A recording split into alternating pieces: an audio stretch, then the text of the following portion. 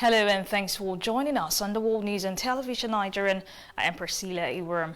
The Supreme Court has allowed a new Trump administration rule preventing most people at the U.S.-Mexico border from claiming asylum to temporarily go into effect. Current White House policy aims to deny asylum to anyone who passes through a safe country on the way to the U.S. without seeking protection there first. If it is upheld, it would reverse decades of immigration policy and prevent anyone other than Mexicans and Canadians from first seeking asylum in the U.S.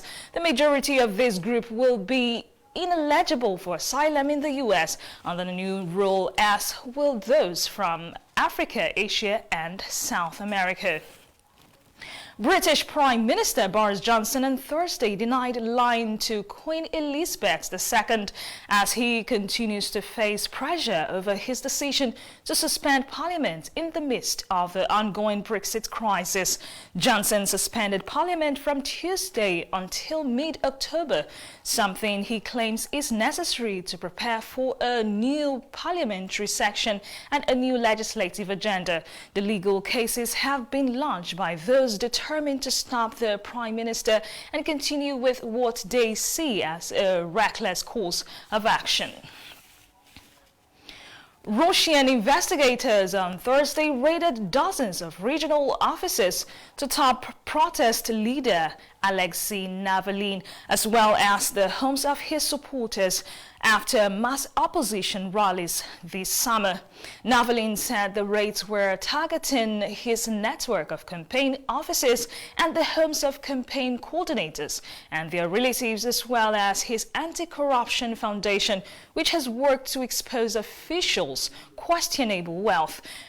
Police targeted activists across the country from Russia's westernmost exclave of Kaliningrad to the far eastern city of Vladivostok. Since emerging as the Kremlin's chief critic and a highly effective campaigner and organizer, Navalny has faced a slew of legal action apparently aimed at hindering his activities.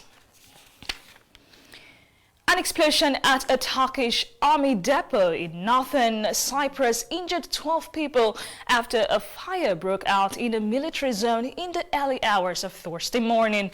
Explosions at the military zone continued for hours and spread to an adjacent forest, though the fire has since come under control. Following the first blast, smoke could be seen as far as the Turkish coastal hotspots of Antalya and Alanya. The cause of the blast is unknown as yet, as authorities say an investigation is underway.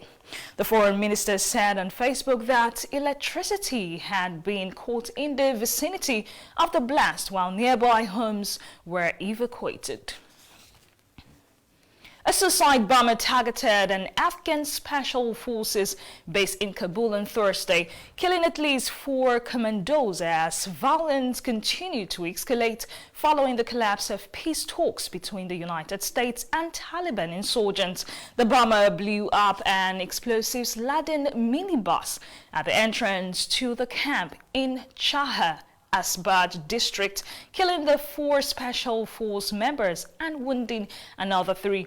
This latest attack is in view of recent cancellation of the talks between Donald Trump and Taliban amid withdrawing U.S. troops from Afghanistan. And 50 people were killed early Thursday when a train derailed in the southeastern Democratic Republic of Congo.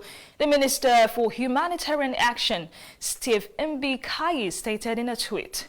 Steve also made it known that another disaster derailing at 3 a.m. in Tanganyika province near Mayibaridi provincial told 50 dead and several injured.